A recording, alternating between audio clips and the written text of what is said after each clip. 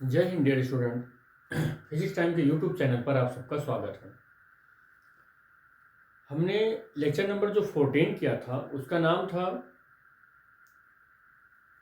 Condition of equilibrium between the two system in thermal contact.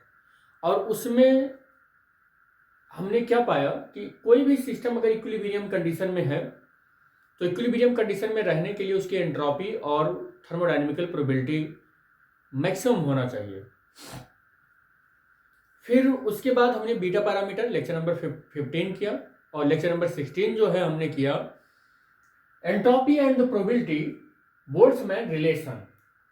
और अब जो हम कर रहे हैं लेक्चर नंबर 17 उसमें हम क्या कर रहे हैं आइडेंटिफिकेशन ऑफ द कांस्टेंट के। बेटे अब हमने लेक्चर नंबर 14 बताया, 15 बताया जो बीटा पैरामीटर है, 16 बताया हमने कि entropy and probability Boltzmann relation, 17 कर रहे हैं ये। तो ये सब क्यों बताया? अगर ये सारी एक ही वीडियो में हुई होती ना बेटे तो ये वीडियो कम से कम 3.5-4 घंटे का बन जाता। तो ये जो लेक्चर नंबर 14 से स्टार्ट है ये सारे के सारे वीडियो एक दूसरे से लिंक्ड हैं, क्योंकि आपको पता चलेगा कि what is the necessary condition for the equilibrium state of the system. तो वहां पता चलेगा लेक्चर नंबर 14 में कि when a system is in equilibrium state then the two condition is achieved by the system. One of them is the maximum entropy and second is the maximum thermodynamical probability. वहां से पता चल जाएगा। फिर उसमें एक बीटा फैक्टर आ जाता है, फिर बीटा पैरामीटर को हमने कैलकुलेट किया 15 में। 16 में हमने ये बताया कि वहां पर जो मैक्सिमम आता है उस बात को साइंटिफिकली बोल्ट्जमैन ने कैसे सोचा और how to prove entropy is related to the thermodynamical probability. तो वहां से रिलेशन निकल कर आता है लेक्चर नंबर 16 में। 17 हम ये कर रहे हैं कि जो 16 में आया ना लास्ट में क्या आया कि S is equal to K log omega. तो ये जो k है हमने कंक्लूजन क्या निकाला या बोल्ट्जमैन ने कंक्लूजन क्या निकाला कि यही जो k है यही बोल्ट्जमैन कांस्टेंट है, यूनिवर्सल कांस्टेंट है। अब हम उस यूनिवर्सल कांस्टेंट की वैल्यू कैलकुलेट करने चल रहे हैं इस लेक्चर में, जो अभी तक 14 से स्टार्ट किया था 15 16 तक आए। अब हम 17 में ये पता करने चल रहे हैं लेक्चर नंबर 17 में कि उस कांस्टेंट की वैल्यू क्या होती है जिसको यूनिवर्सल कांस्टेंट कहा गया। और वो यूनिवर्सल कांस्टेंट किसके लिए कहा गया है? यू नो वेरी वेल, वो फाइंड किया गया था एक इक्विलिब्रियम सिस्टम के लिए, ये equilibrium state of the system के लिए। क्या आया था रिलेशन? S is equal to K log omega. और S जहां स्टैंड करता है एंट्रोपी के लिए, ओमेगा थर्मोडायनेमिकल प्रोबेबिलिटी के लिए, और K जो होगा वो स्टैंड किसके लिए करेगा? बोल्ट्जमैन कांस्टेंट के लिए करेगा। और इस पर्पज के लिए इसके की वैल्यू को फाइंड आउट करने के लिए, इस पर्पज के लिए हमें कुछ अजम्पशन लेना पड़ेगा जो कि हम यहां आगे चल रहे हैं। Consider the expansion of the 1 mole of an ideal gas. हम ये मानकर चल रहे हैं कि आइडियल गैस का 1 मोल है और उसका जो ओरिजिनली जो प्रेशर है वो P1 है और उसका वॉल्यूम जो है वो V1 है। 1 मोल गैस आइडियल गैस का प्रेशर P1 और वॉल्यूम V1 है।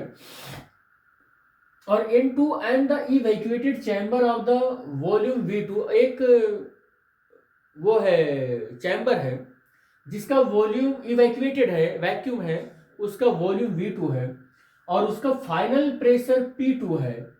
देन द फाइनल वॉल्यूम, अगर उस गैस को जो V वॉल्यूम का गैस है 1 मोल आइडियल गैस है उसे हम V2 वॉल्यूम वाले चैम्बर में अगर हम रख देते हैं तो हम या कह सकते हैं दूसरे को मिक्स कर देते हैं, तो अब हमारा जो फाइनल वॉल्यूम हो जाएगा वो कितना हो जाएगा?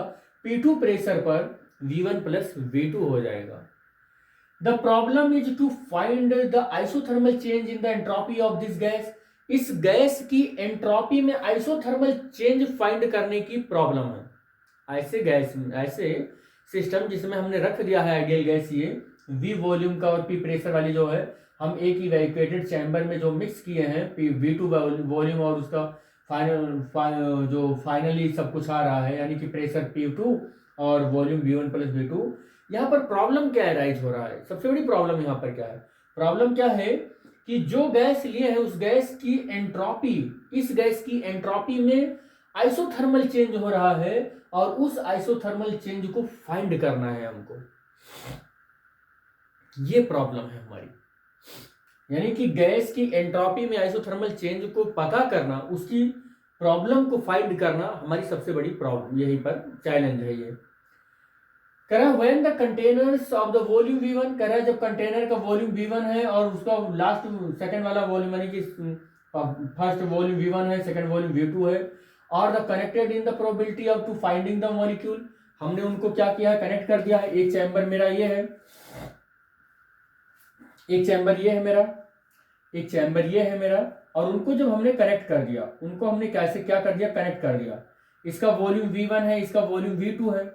इसका पहले तो मैं ऐसे बता दूं, जो आपने माना था शुरुआत से, देखो आप कि ओरिजिनल जो वॉल्यूम था उसका V1 था और प्रेशर इसका P1 था, और एक दूसरा इवैक्यूएटेड चैम्बर था जिसका वॉल्यूम V2 था।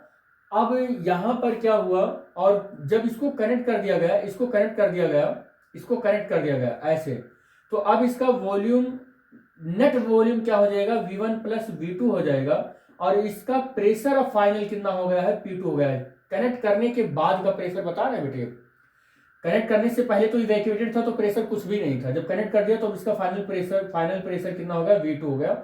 और अब फाइनली इसका वॉल्यूम जो है, क्योंकि गैस एक्सपैंड हो गई होगी, यहां भी आ गया होगा, तो अब गैस को घूमने फिरने के लिए पूरा वॉल्यूम कितना मिला होगा, V1 प्लस V2 मिला होगा।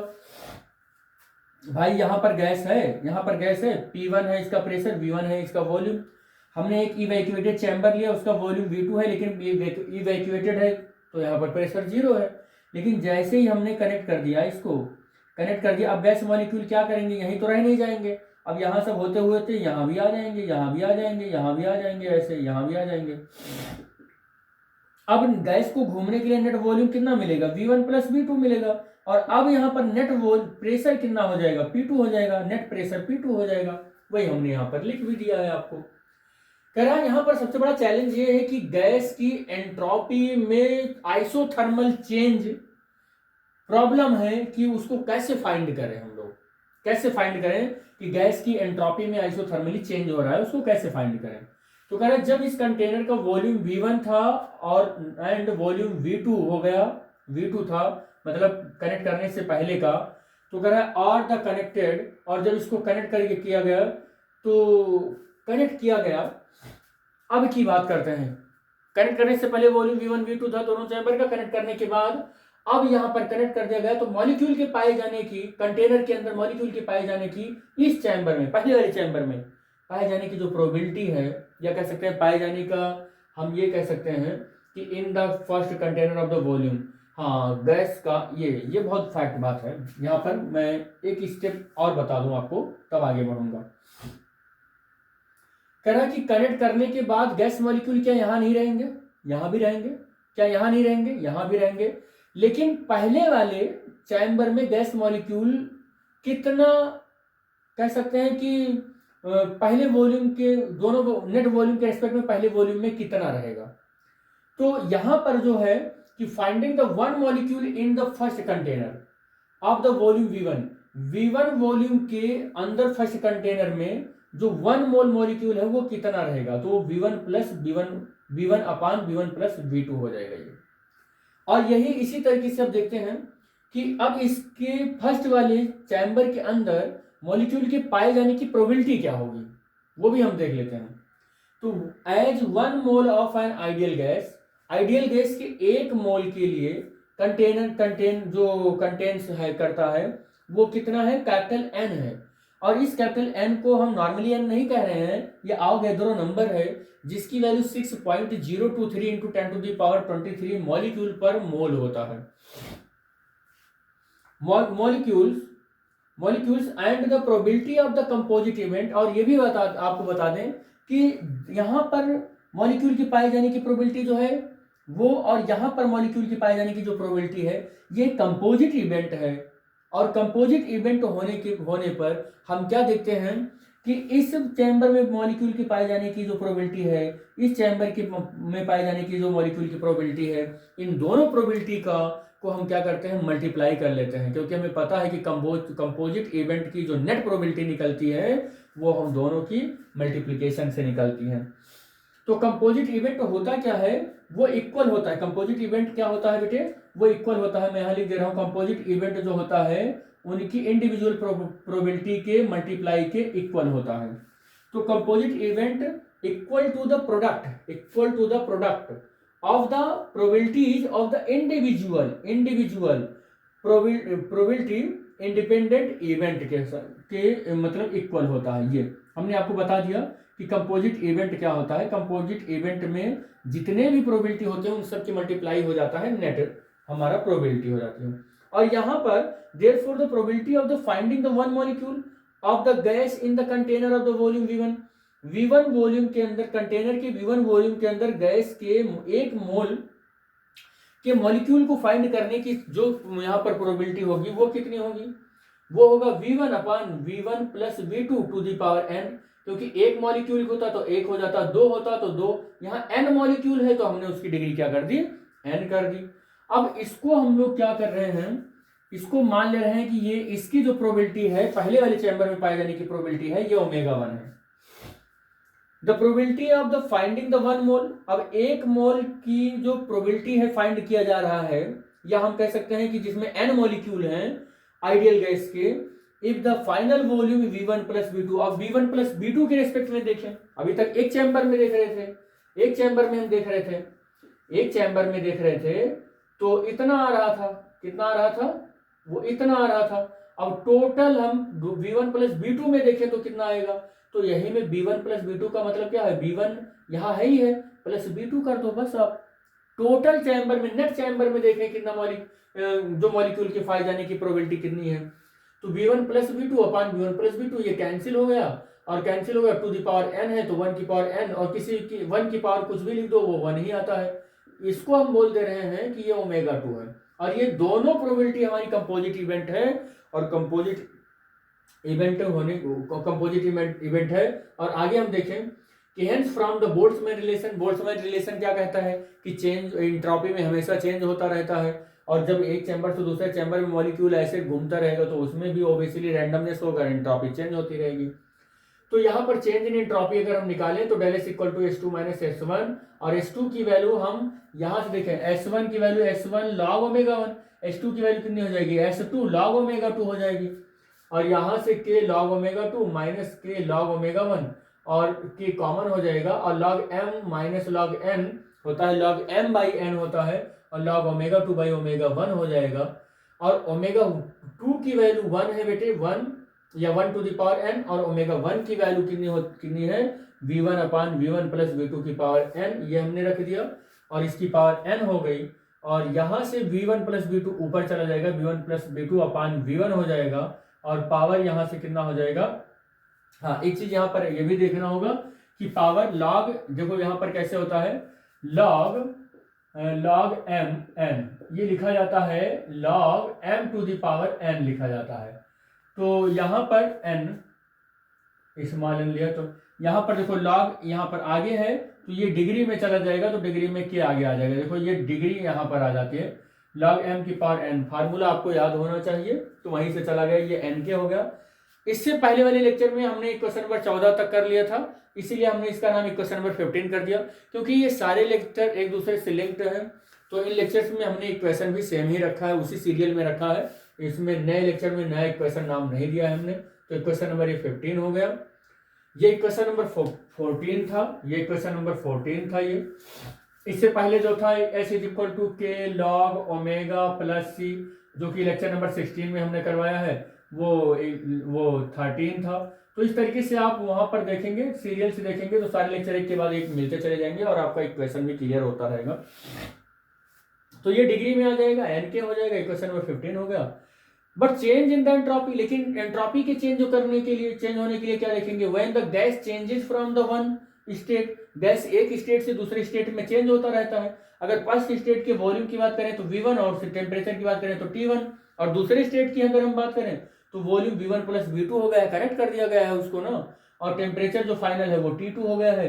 तब के लिए अगर हम देखें तो चेंज इन एंट्रोपी कितना हो जाएगा, CV log E T2 अपान T1 plus R log C, और कितना हो जाएगा ये V2 plus B1 plus V2 upon V हो जाएगा।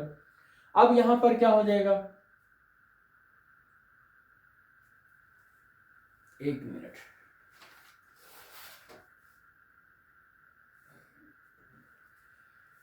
हाँ, यहां पर क्या हो जाएगा, चेंज इन द आइसोथर्मल के लिए देखें तो आइसोथर्मल के लिए हमारा प्रॉब्लम तो यही था। प्रॉब्लम क्या था कि आइसोथर्मली हमको चेंज मिल रहा था, तो एंट्रोपी, गैस की एंट्रोपी में आइसोथर्मली चेंज था, उसको हमको निकालना था, ये हमारा प्रॉब्लम था।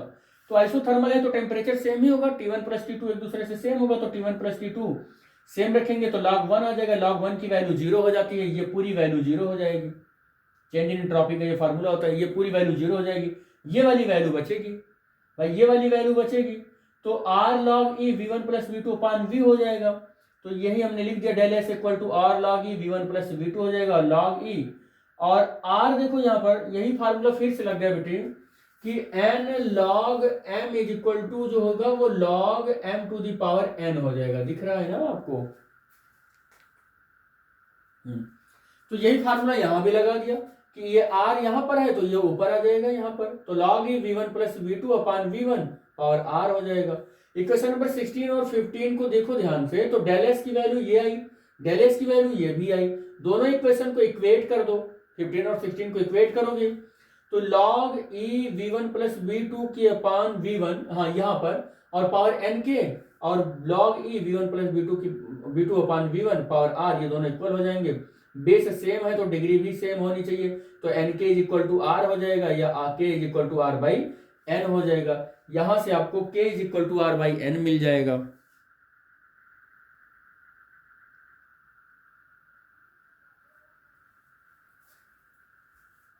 के equal to R by N के बाद व्हिच ऑब्वियसली बोल्ट्जमैन कांस्टेंट, यहां पर आपको पता चल गया ना कि के क्या है, के बोल्ट्जमैन कांस्टेंट है, क्योंकि के बोल्ट्जमैन कांस्टेंट है, आर यूनिवर्सल गैस कांस्टेंट है, और एन आवोगाड्रो नंबर है, तो इसकी वैल्यू भी हमें पता है 1.38 experimentally, 1.38 10 to the power minus 23 joule पर kelvin. Hence the constant K, जो कांस्टेंट के है, जो कांस्टेंट के है, occurring the Boltzmann entropy relation, Boltzmann entropy relation क्या है, omega log K log omega और ये एस, यही तो है एंट्रोपी बोल्ट, यही तो है ना कि एंट्रोपी और बोल्ट्जमैन रिलेशन, यही तो है ना, S equal to K log omega, समझ गए ना, जिसमें हमने बोला था लेक्चर नंबर 16 में कि entropy is the function of the thermodynamical probability.